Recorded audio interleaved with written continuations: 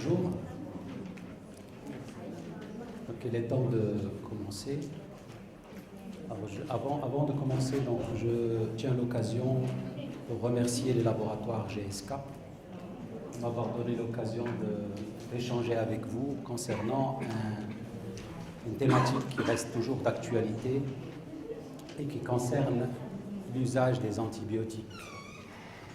Et comme vous le savez, on va discuter de cet usage des antibiotiques en matière d'observance et en matière de résistance pour dire comment les manipuler pour essayer de préserver leur efficacité dans la mesure du possible. Parce que, comme vous le savez, la recherche en matière d'antibiotiques est quelque chose qui devient de moins en moins productrice et donc par conséquent, il faut préserver des armes qui peuvent tuer des germes et qui vont permettre de faire sortir nos patients infectés de leur situation.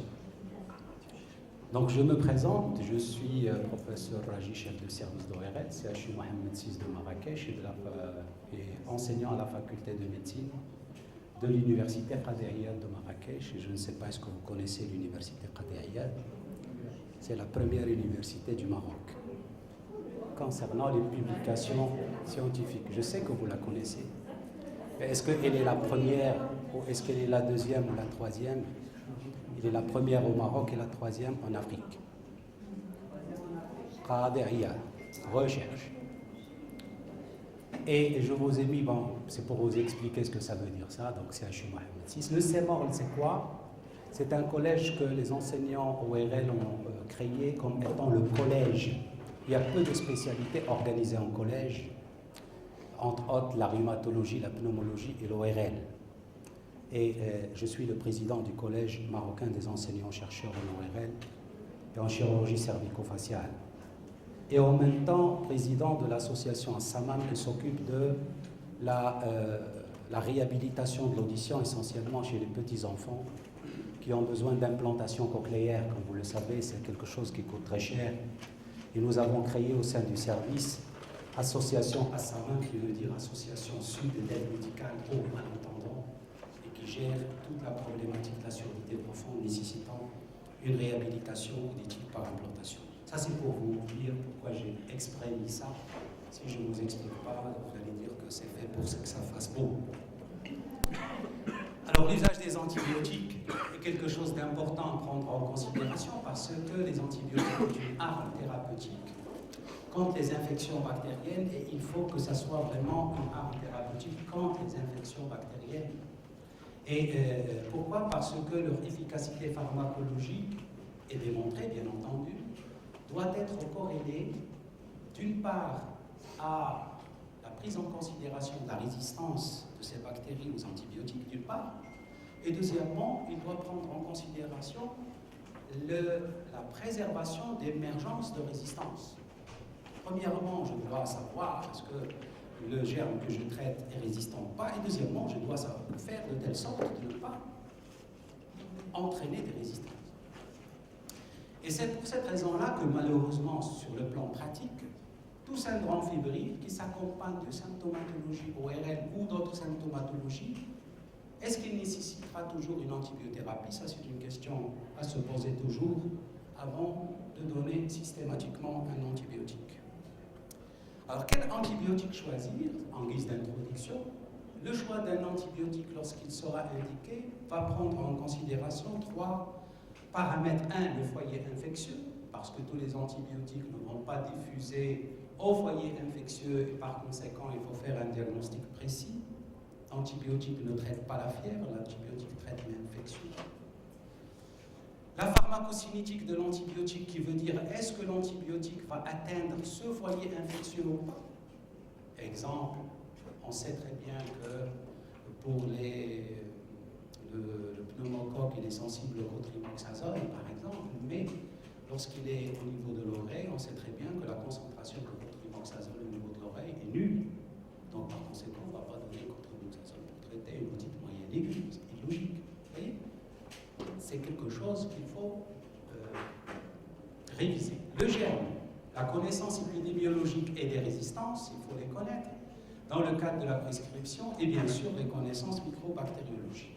Troisième élément, et ça c'est l'élément important, L'antibiothérapie doit prendre en considération l'âge du patient, nouveau-né, vieillard, ça c'est les extrémités.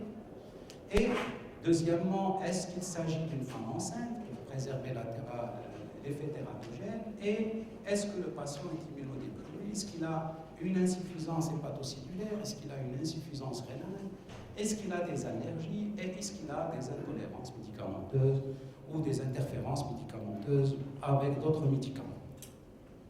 Pourquoi tous ces éléments-là? C'est parce que, comme vous le savez, au début du XXe siècle, donc avec l'utilisation de la pénicilline, les choses étaient bonnes parce qu'il n'y avait pas globalement de résistance, mais au fur et à mesure des découvertes d'antibiotiques, au cours des années, vous voyez qu'il y a émergence de résistance. Les germes veulent se défendre aussi contre l'arme que nous avons, et donc c'est la raison pour laquelle, comme je l'ai dit au début, ce sont ces nouvelles résistances dues à l'usage d'antibiotiques, et peut-être pas d'antibiotiques de façon raisonnée, qui risqueraient de nous mettre en défaut dans le cadre des prises en charge des infections, tout en sachant que la recherche en antibiothérapie est très lente.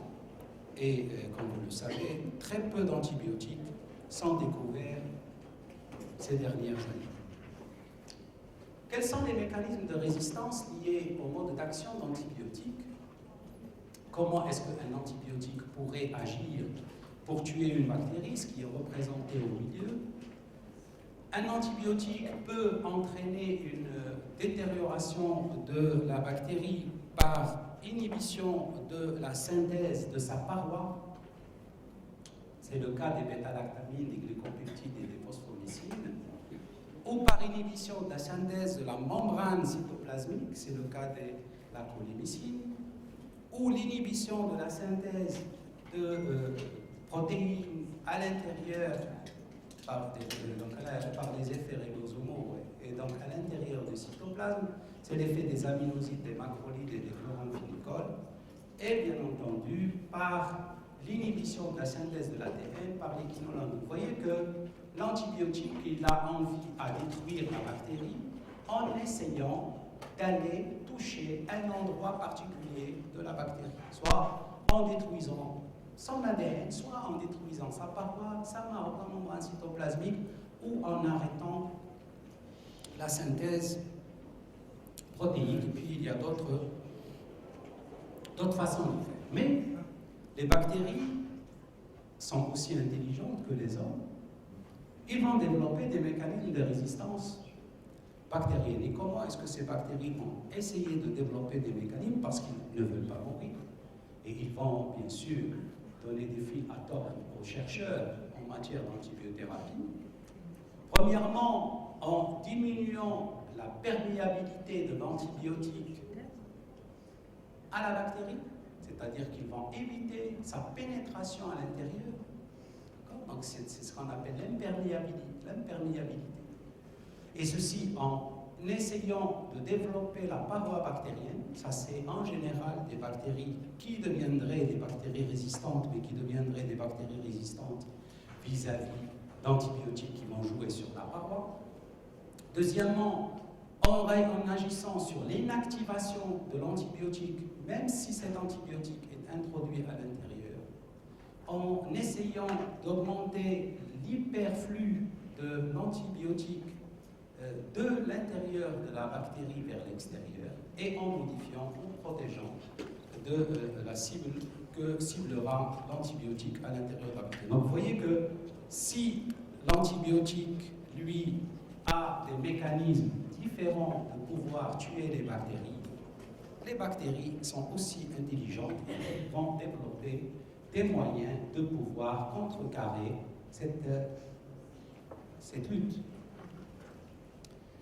Et à ce moment-là, qu'est-ce qu'on va avoir en matière de développement de résistance de bactéries?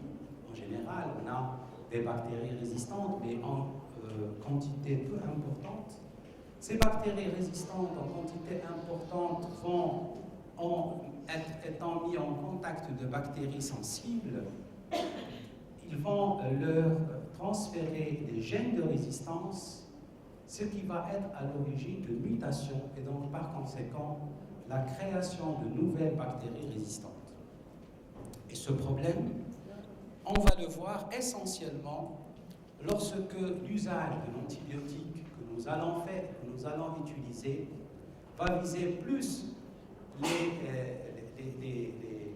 les clones sensibles, vous voyez, donc les clones sensibles, parce que en général c'est un antibiotique qui va plutôt favoriser les mutants résistants, et vous voyez ce que devient l'individu, il devient un milieu de culture à des germes très résistants.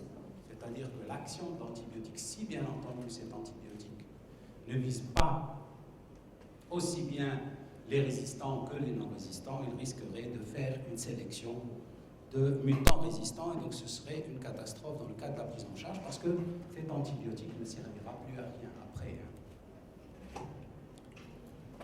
Alors comment optimiser cette thérapeutique en matière d'antibiothérapie? Comme je viens de vous le dire au départ, il prendra en considération les 3 piliers de la prescription d'antibiotiques, à savoir le patient, avec tout ce qu'il a comme tare, tout ce qu'il a comme fonction rénale, fonction hépatique, etc. Parce que ça peut entrer en ligne de compte dans le cadre de la toxicité à une antibiothérapie si on ne sait pas l'existence d'insuffisance rénale, parce qu'on va être à des doses importantes, de concentration importante au niveau du corps, connaissant la pharmacocinétique de l'antibiotique. La bactérie est un élément important à prendre en considération tout en sachant est-ce qu'elle est résistante ou pas à l'antibiotique qu'on va prescrire, et est-ce que l'antibiotique qu'on utilise a une efficacité bactéricide sur la bactérie à prendre en considération, et bien entendu, est-ce que l'infection, l'immunité, est-ce que l'infection, le foyer infectieux est touché par l'antibiotique, est-ce que l'immunité du patient est assez préservée, etc. Vous voyez que la prescription d'un antibiotique, c'est pas seulement j'ai une infection au niveau de l'oreille, je prescris un antibiotique de façon systématique et tout simple. C'est la prise en considération d'un certain nombre d'éléments qui seront fondamentales dans cette prescription. Et ceci pourquoi?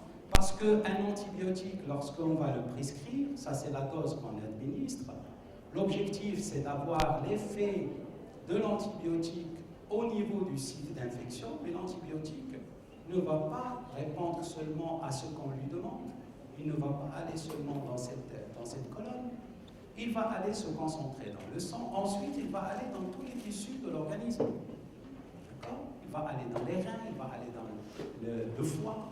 Moi j'ai seulement une angine, moi je veux à ce que l'antibiotique que je prescris aille au niveau des angines tuer le streptocoque bêta-hémolytique, mais lui, il va aller dans le foie, il va aller dans le rein, il va être filtré par loin, etc., etc. Et c'est la raison pour laquelle il faut se méfier, parce qu'il faut connaître les effets pharmacologiques et bien entendu les effets toxiques qui peuvent survenir à la suite de cette antibiothérapie, surtout si on prend en considération les concentrations de cet antibiotique au niveau du corps. Alors, quels sont les principaux paramètres pharmacodynamiques d'une antibiothérapie ou de l'antibiotique? Comme vous le savez, lorsqu'on administre un antibiotique au niveau du corps, sa concentration va s'élever dans le sang jusqu'à une concentration maximale après une durée de temps, et ensuite, cette concentration va diminuer de façon progressive jusqu'à s'éliminer. D'accord? Et en général, pour un germe particulier, on connaît ce qu'on appelle la concentration minimale inhibitrice. C'est la concentration minimale au-dessous de laquelle le taux d'antibiotique ne doit pas descendre au niveau du sang pour que l'on soit efficace sur le germe en question au niveau du foyer infectieux. Tous les antibiotiques ont cette façon d'évoluer. Et qu'est-ce que ça veut dire, cette concentration minimale inhibitrice? Il veut dire, c'est la concentration qui va la plus basse de l'antibiotique, qui donne une inhibition de la croissance des micro-organismes. Ceci a été démontré au niveau du laboratoire en prenant des tubes au niveau duquel il y a un germe particulier et sur lequel ont été mis des concentrations, ici rien du tout, 0,25, etc., jusqu'à 4 microgrammes par millilitre d'antibiotiques, et à ce moment-là, le germe ne se développe. Et c'est cette concentration qu'il faut avoir au niveau du corps, au niveau du foyer infectieux pour que le germe arrête de se développer.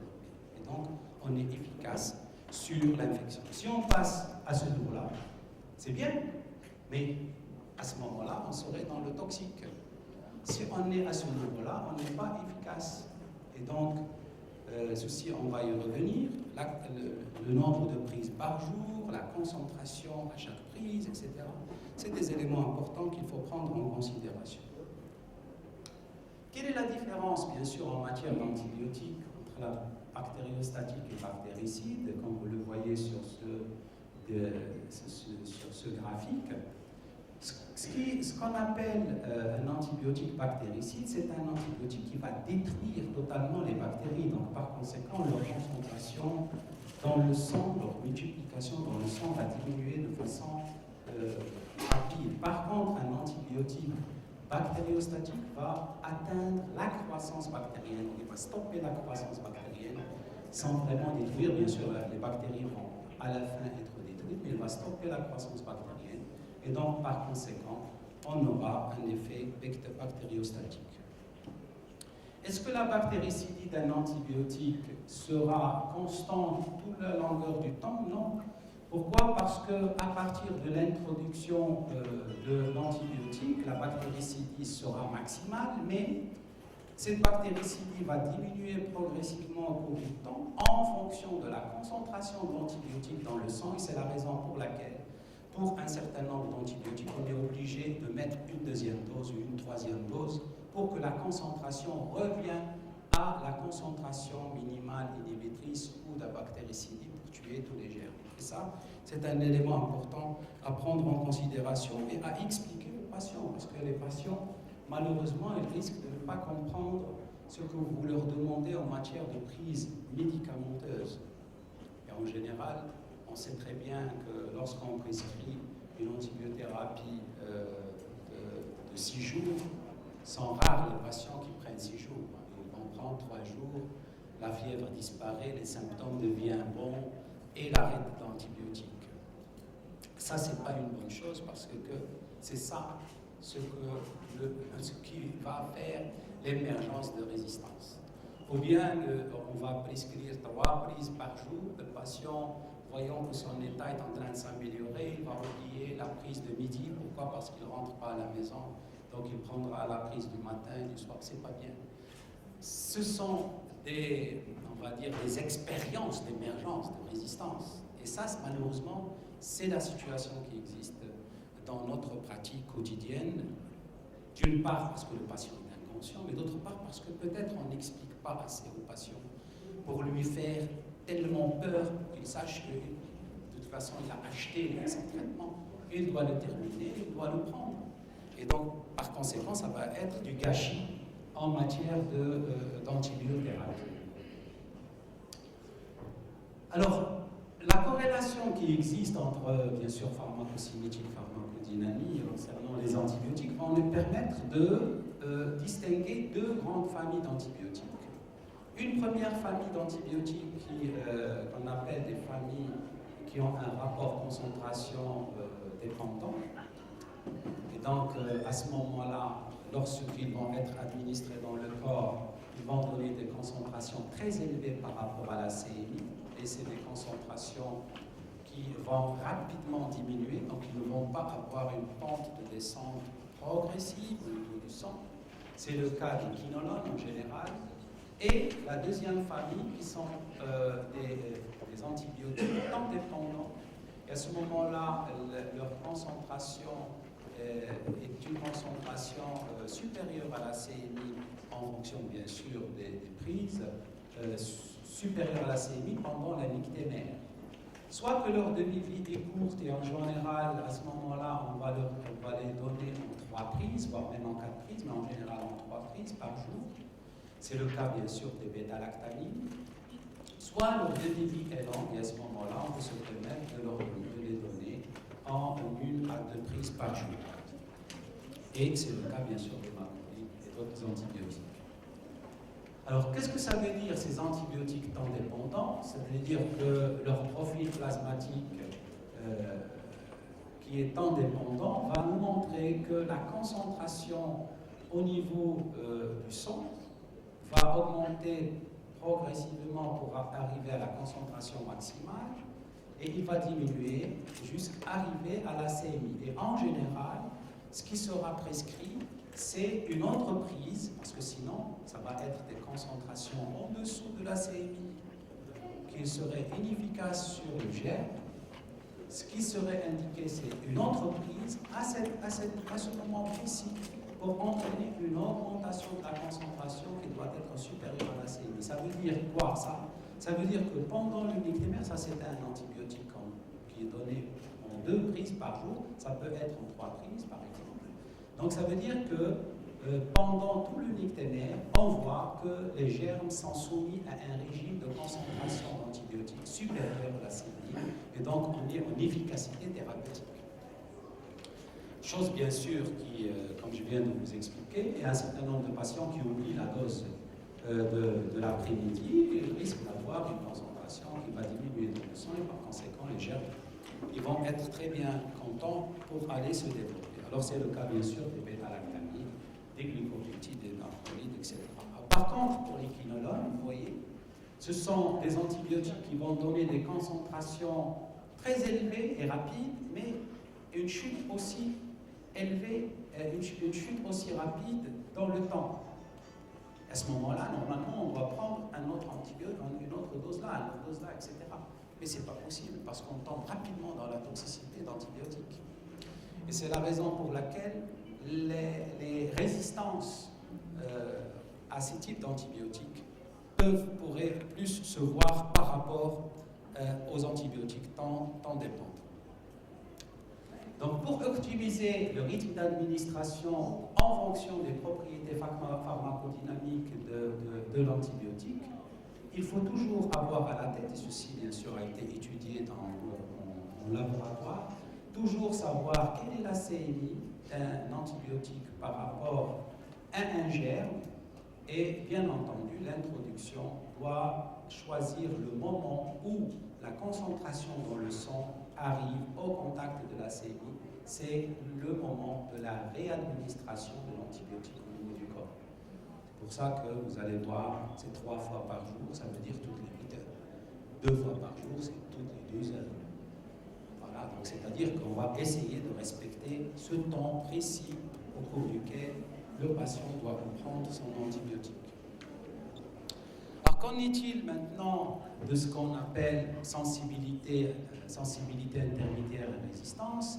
Tous les antibiotiques ont des concentrations qui vont évoluer dans le sang de cette façon-là. Et donc, on considérera un germe sensible lorsque il est dans les limites de la CMI, voire même en bas par rapport à la CMI, en intermédiaire lorsqu'elle est entre la CMI et la concentration maximale inhibitrice, et bien sûr, il est résistant lorsqu'il se situe dans le cadre de sa sensibilité au-dessus de la CMI, c'est-à-dire que l'antibiotique n'arrive pas à l'atteindre. Et donc c'est ça ce que nous répondent les bactériologistes en nous disant c'est un germe résistant, c'est un germe à résistance intermédiaire, un germe sensible. On est très content lorsqu'il s'agirait de cette situation-là du verre, parce qu'à ce moment-là, notre prescription est efficace. Mais où vont être sélectionnés les mutants, c'est au niveau de la région qui existe entre la concentration minimale inhibitrice et bien entendu, c'est au niveau des intermédiaires, hein, où on est vraiment dans une situation de probabilité d'action de l'antibiotique. Alors maintenant, quelles sont les bonnes pratiques de l'antibiothérapie en pratique pour que l'on puisse appliquer ceci à la pratique de tous les jours? C'est de se poser des questions. Est-ce qu'il s'agit d'une infection? Et donc, est-ce que toute fièvre est une infection bactérienne? Est-ce que cette infection est bactérienne? Est-ce que le diagnostic de l'infection nécessite une antibiothérapie? Parce que ça peut être une infection virale. Et donc, si c'est une infection virale, on va, par la prescription de l'antibiotique, favoriser l'apparition de résistance au niveau des bactéries commensales du corps.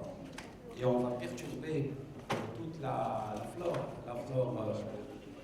qui est commensale au niveau de notre corps. Est-ce qu'il y a nécessité d'autres mesures thérapeutiques en dehors de l'antibiothérapie? Et la prescription de qualité, c'est une prescription, et ceci vous êtes pharmacien, donc vous le constatez.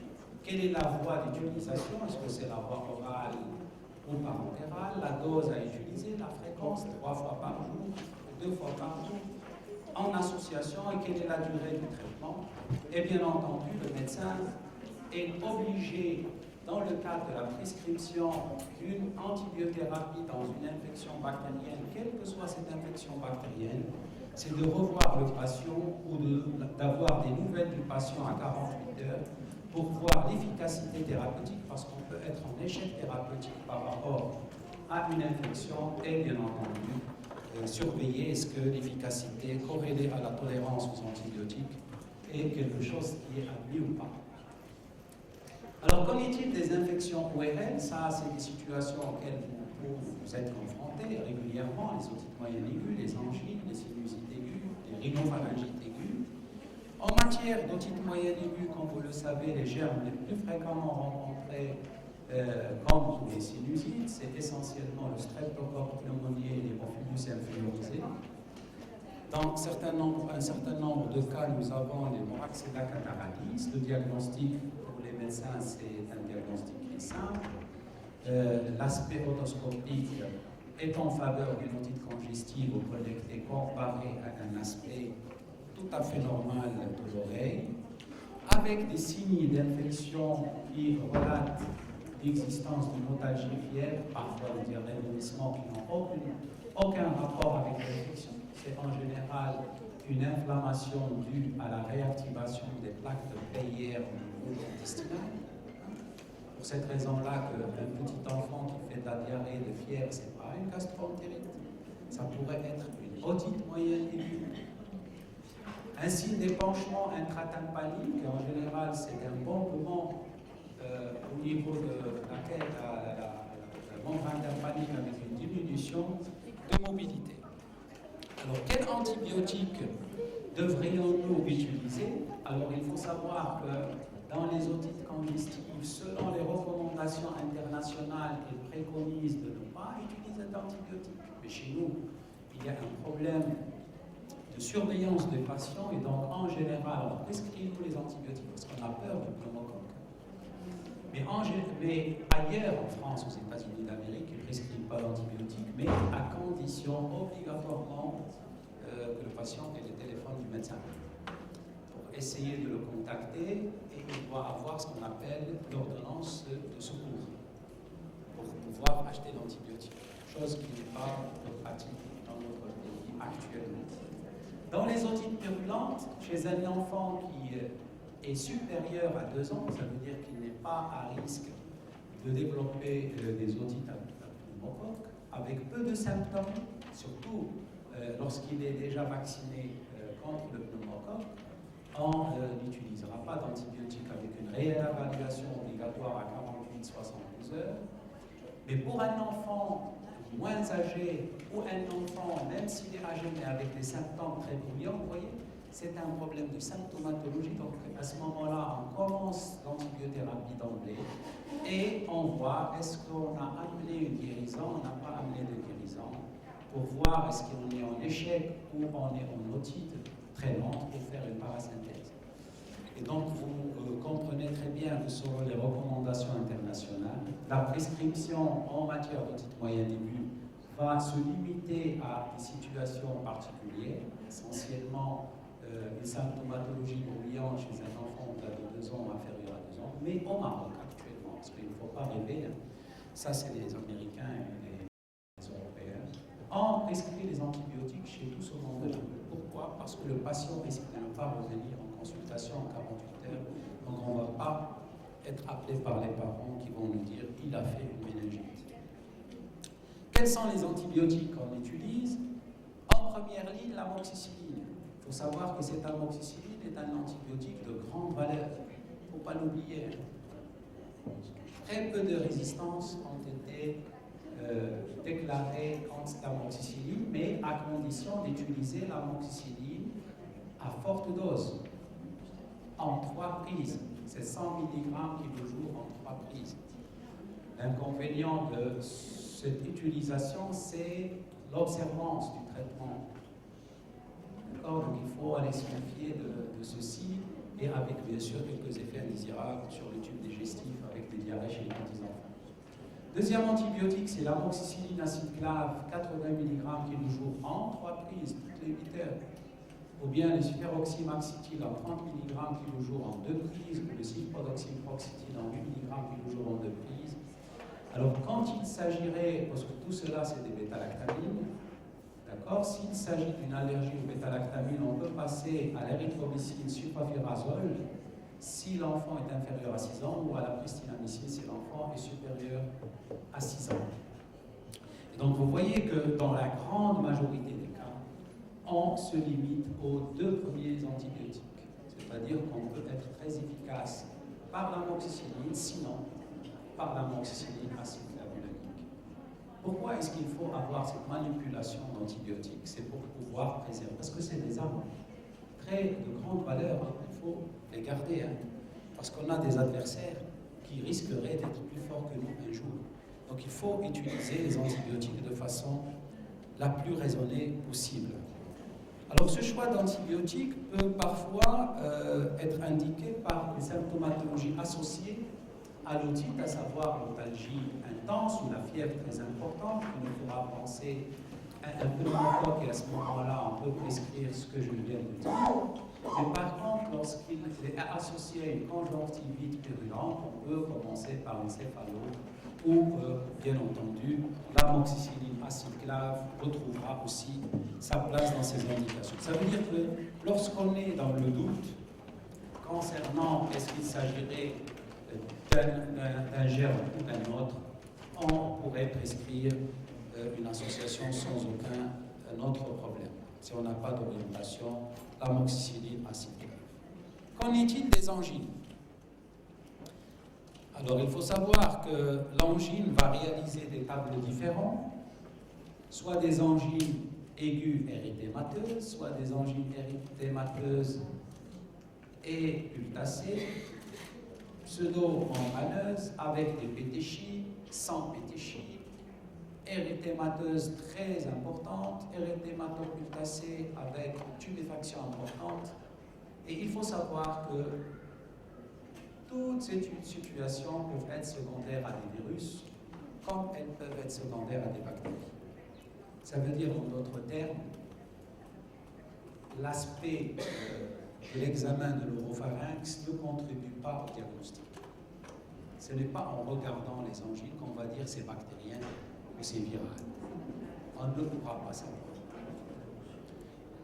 Ah oui, c'est la raison pour laquelle actuellement dans le monde, et ça va arriver au Maroc certainement, parce que ça ne coûte pas cher, hein, ce petit carton il coûte 5 euros, c'est-à-dire 50 dirhams. Et ça vous permet de faire ce qu'on appelle le test de diagnostic rapide. Qu'est-ce que ça veut dire, ce test de diagnostic rapide? C'est un moyen qui vous permet, grâce à un examen qui va bien sûr utiliser les moyens qui existent dans cette boîte, donc en utilisant le réactif 1, réactif 2, qu'on va mettre au contact d'un mycovionnage de la gorge. On va aller dans la gorge faire un petit prélèvement et on laissera une minute, on prendra, on enlève. Ensuite, on va prendre une bandelette qui existe. Hein, c'est comme les bandelettes urinaires, mais ce n'est pas les urinaires. C'est des bandelettes sur lesquelles il y a des anticorps. Et on va mettre cette bandelette pendant 5 minutes dans ce substrat. Et à ce moment-là, on va prendre la bandelette. Si on a l'apparition d'un bleu et d'un trait bleu et d'un trait rouge, ça veut dire que le résultat est positif. Ça veut dire que dans ces sécrétions-là, il y a du streptocoque bêta-hémolytique. Et donc, c'est une infection bactérienne. Lorsque il n'y a pas du bleu et du rouge, ça veut dire que c'est une infection virale. Donc ici, je prescris l'antibiotique ici, là. Et là, je doute du diagnostic, je ne suis pas sûr, c'est invalide, peut-être qu'il faut le répéter. Et il faut comprendre qu'actuellement en France, si une antibiothérapie est prescrite pour une angine sans test de diagnostic rapide, le malade n'est pas remboursé pour sa antibiothérapie. Et donc, c'est pour tout ceci pour prévenir les résistances.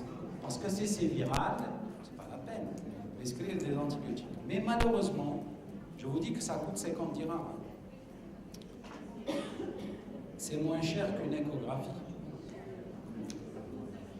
Alors, qu'est-ce qui se passe chez nous au Maroc? Qu'est-ce qui se passe dans le monde, dans le cadre des recommandations internationales en matière de prise en charge de l'angine? Lorsqu'on a des signes évocateurs d'une angine, on fait le TDR. TDR, c'est le test de diagnostic rapide. Si il est positif, on donne une antibiothérapie, souvent on choisit l'antibiothérapie de courte durée. Si le TDR est négatif, à ce moment-là, on s'intéresse aux facteurs de risque de RA. Ça veut dire, est-ce que le patient a des facteurs de risque de RA? Moi, je n'ai pas mis de diapositive de facteurs de risque de RA. Un âge inférieur à 25 ans, l'existence d'angine à répétition, etc. Il y a des facteurs de risque qu'il faut prendre en considération. À ce moment-là, on ne va pas dire, on ne va pas se fier à la négativité, on va passer à la culture. Vous voyez, ça, ce n'est qu'une angine. Hein. On va faire la culture. Si la culture est positive antibiotique, si la culture est négative, à ce moment-là, on va dire qu'elle est virale. Mais s'il n'y a pas de facteur de risque, on donne un traitement symptomatique. Là, c'est ailleurs. Recommandation internationale. Qu'est-ce qu'il en est au Maroc? Parce qu'il faut se mettre sur pied. Angine aiguë, le test de diagnostic rapide n'est pas disponible, on ne l'a pas. Est-ce qu'on va faire la culture pour commencer l'antibiotique? La culture prend au moins 48-72 heures, on va être dans les logiques. Est-ce qu'il y a des facteurs de risque de RAA? Nous sommes un pays endémique de rhumatisme articulaire aigu. Vous savez pourquoi? Parce que le streptocoque de nos angines, c'est différent du streptocoque des angines des Européens. Parce qu'il y a beaucoup de sérotypes. Ah oui, ah oui. Il y a des streptocoques rhumatogènes et des streptocoques non. On a les rhumatogènes. Donc est-ce qu'au Maroc, on a des facteurs de risque de développer le RAA? Oui. Et donc c'est ce qui nous explique que moi, lorsque j'étais étudiant en médecine, mes enseignants m'ont enseigné devant toute angine aiguë, il faut donner des antibiotiques. Et maintenant, c'est ce que j'enseigne. Devant toute angine aiguë, il faut donner des antibiotiques. En attendant d'avoir le test de diagnostic rapide pour essayer de diminuer l'économie perdue en matière de prescription. Deuxièmement, pour ne pas entraîner de résistance. Parce que là, lorsqu'on utilise un antibiotique, on risque bien sûr de faire une émergence de résistance. Et bien sûr, avec ça, un traitement symptomatique, antalgique, antipyrétique. Alors, il faut savoir que l'oracinine est efficace. Vous la connaissez, l'oracinine, c'est la pénicilline. Personne ne l'utilise maintenant. C'est la moins chère. Ah, c'est la pénicilline V. Il reste très efficace. Le problème de cette pénicilline V, c'est quoi? C'est qu'elle n'est efficace que lorsqu'elle est utilisée pendant 10 jours, à 3 prises par jour. Et comme vous le savez, une angine streptococcique, elle guérit, même si vous ne la traitez pas, en 4 jours. Ce n'est pas compliqué. C'est pour ça que la graisse de poulet, les trucs, ça marche. Ce n'est pas la graisse qui marche, c'est les anticorps qui vont tuer le germe au niveau des amygdales, qui marchent, mais ils vont tuer les valvules mitrales, ils vont aller détruire les articulations. Vous voyez un peu le scénario? Parce que auparavant, vous ne connaissez pas ça. Il y a longtemps, dans les campagnes, peut-être en ville, on prenait la graisse du poulet, on le met dans les régions en regard des adénopathies, et on a eu la croyance que ça guérissait. Ah, vous ne savez pas ça? D'accord. Vous avez une clientèle particulière. Donc les gens ils utilisent ça et ils croient que ça guérit. Et c'est pour ça que le rhumatisme articulaire aigu au Maroc sévit encore à l'état endémique. C'est parce qu'on fait cette manœuvre, on croit que tout est rentré dans l'ordre alors que les anticorps sont en train de détruire les valvules. Alors, pour le problème d'observance, qu'est-ce qui est recommandé actuellement dans le monde? C'est de privilégier les traitements courts. On sait que l'angine va guérir au bout de 4 jours. Et c'est la raison pour laquelle ce qui est recommandé, c'est l'usage de l'amoxicilline en 6 jours.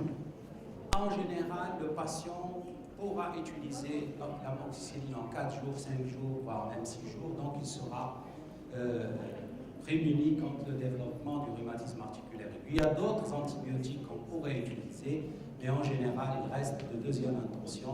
Le premier antibiotique à utiliser en matière d'angine, c'est l'amoxicilline.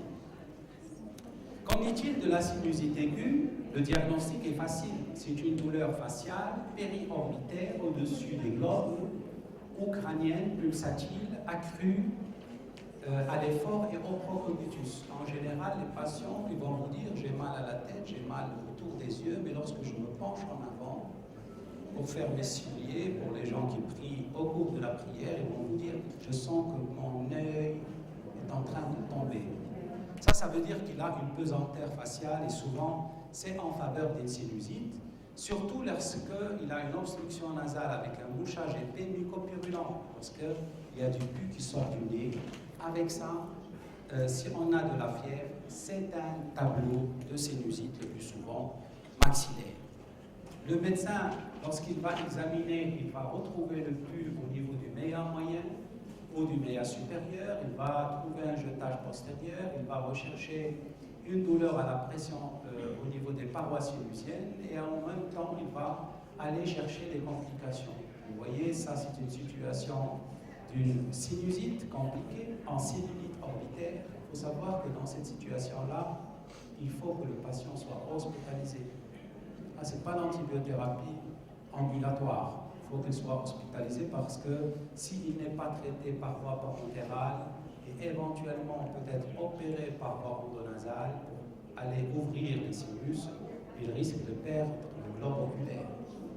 D'accord? Donc, vous voyez un peu où se limite l'antibiothérapie à la maison et l'antibiothérapie à l'intérieur de l'hôpital. Alors, quels sont les antibiotiques? Vous voyez que l'amoxicilline ici, vraiment, c'est un antibiotique à laisser pour les autres situations. On commence d'emblée par l'amoxicilline acyclate. Dans toutes les situations, les céphalosporines restent actifs sur les germes responsables de la sinusite, sauf la sulfixine. Et bien entendu, on pourrait passer au quinolone de dernière génération s'il y a échec d'une antibiothérapie. Donc la prescription du quinolone de dernière génération en première intention n'est pas justifiée en matière de sinusite d'emblée, sauf dans le cas des sinusites compliquées dans un milieu hospitalier. Donc il faut commencer par les antibiotiques d'association d'amoxicilline acyclate selon les recommandations internationales. Alors quelles sont les posologies qui peuvent être prescrites? Ceci vous le savez. Dans les sinusites maxillaires aiguës, donc c'est une antibiothérapie en 3 grammes par jour en 3 prises. En général, c'est 1 semaine à 10 jours. Si on utilise les céphalosporines, on peut passer à 5 jours de traitement, avec bien sûr une diminution de nombre de prises par jour. L'équinolone de dernière génération, c'est une monoprise et c'est un traitement d'au moins 1 semaine. D'accord? Donc, la présentation de ce tableau commence du haut vers le bas concernant la prescription première, etc., jusqu'à la prescription de dernière, deuxième intention. Alors, qu'en est-il maintenant de la rhinopharyngite, situation assez fréquente en clinique? Il faut savoir que la rhinopharyngite, le plus souvent, est une infection virale. C'est le plus souvent une infection virale. Et il donne quoi? Il donne quelques sécrétions purulentes nasales avec de la fièvre qui ne veulent pas dire systématiquement que c'est une infection bactérienne. Donc, en général, on n'est pas censé prescrire des antibiotiques et souvent, on prescrit un lavage des fosses nasales avec des aspirations par mouche bébé ou un mouchage de l'enfant lorsqu'il est capable de se moucher. Pourquoi? Parce que la rhinopharyngite va évoluer de cette façon-là. Souvent, c'est une fièvre qui apparaît rapidement et qui va diminuer progressivement au bout de 4 jours, avec apparition d'une symptomatologie respiratoire le plus souvent nasale, et qui va s'exacerber au bout du 4e jour, mais qui disparaît souvent au bout d'une semaine. Alors, quand est-ce qu'il faut prescrire les antibiotiques? C'est lorsque vraiment la rhinopharyngite est compliquée, hein, c'est-à-dire qu'il traîne au-delà de la période, ou bien la fièvre il reste élevée au-delà de 4 jours. Ça veut dire que ce n'est pas vraiment un virus, hein, c'est très probablement une bactérie qui est en train de se développer. Le virus, en général, l'organisme a déjà développé des anticorps pour ceci. Donc, en conclusion, notre objectif de ce topo-là, c'est essentiellement de discuter de la préservation de l'efficacité des antibiotiques. Et donc, ça nous remet en question la question de la résistance et de l'observance. Et on va aller du bas vers le haut, donc traiter seules les infections bactériennes par les antibiotiques, traiter l'infection et pas la colonisation, parce qu'on peut avoir une colonisation pas des germes comme monceau, on peut à ce moment-là traiter autrement, réévaluer toujours la prescription de 48 heures, chose malheureusement qui risque d'être difficile dans notre pratique par l'éloignement des patients, par l'impossibilité de contact, etc. Savoir arrêter un traitement lorsqu'il n'est pas efficace. Après 48 heures, 72 heures, si on voit que les choses évoluent de façon pas habituelle. Bien choisir un traitement initial, donc il faut connaître quel antibiotique utiliser, savoir dire non aux associations. L'association en matière d'antibiotiques ne se justifie que dans les infections graves, septicémie, situation grave, hospitalisation, cellulite, etc. En général, c'est la mono-antibiothérapie. C'est un seul antibiotique vers un germe qui va se concentrer dans un site. D'accord? Modalité d'administration appropriée, limiter les dispositifs invasifs, bon, ça c'est ce qui est centre physical et tout. Prévenir les transmissions croisées, bien sûr, vacciner, comme vous le savez. Maintenant, tous les petits-enfants sont vaccinés contre le pneumocoque. Et donc, par conséquent, en matière de titre, on va avoir des tableaux totalement différents des tableaux habituels que nous voyons auparavant. Et tout ceci, c'est pour quelle raison? C'est pour pouvoir utiliser à bon escient un antibiotique pour une longue durée, pour essayer de préserver l'apparition de résistance et qui risquerait de nous mettre à défaut d'armes thérapeutiques contre un fléau qui risque d'être épidémique. Et je vous remercie.